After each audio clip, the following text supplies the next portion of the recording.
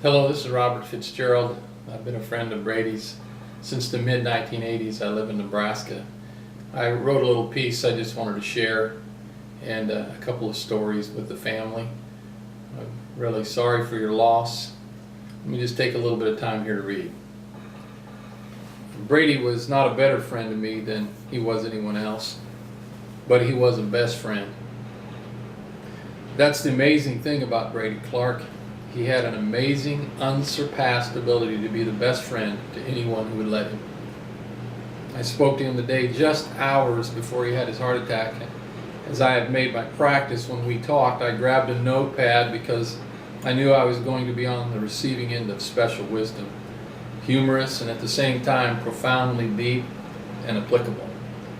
We were talking about our mutual support of another friend that had been going through a difficult time before we caught up on our families.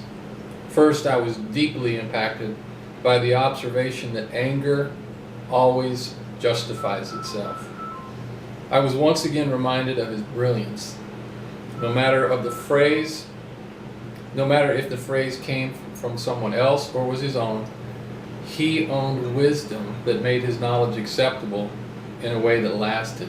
No matter how thick-headed one might be, his words did sink deep.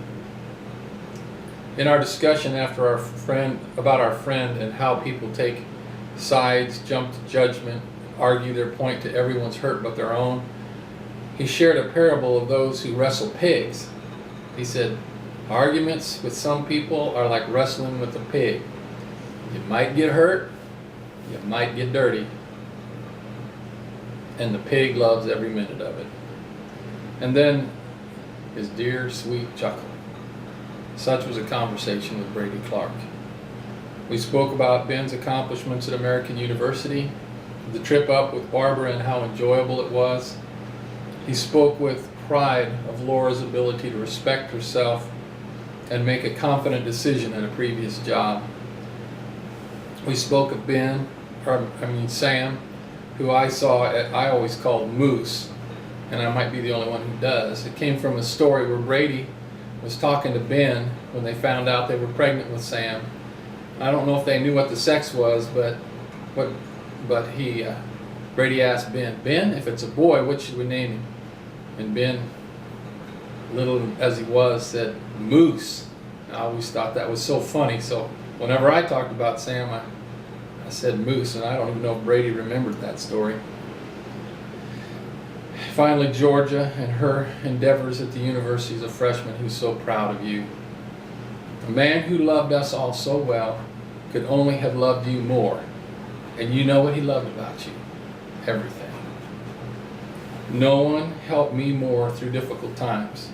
From false accusations and abuse of authority to self-doubt, from weighty relationship decisions to career decisions, Brady was there for me. One of the last things he said that day, I only vaguely remember. They were deep words of affirmation about who I am and who I have been and who I will be going forward. I listened, but honestly I took for granted that I would be reminded again in our next conversation. The great thing is, all I will have to do is think about Brady, and I will feel encouragement. I wrote to my friends that Brady has heard what he truly desired. Well done, good and faithful servant. Enter into the rest of my Father.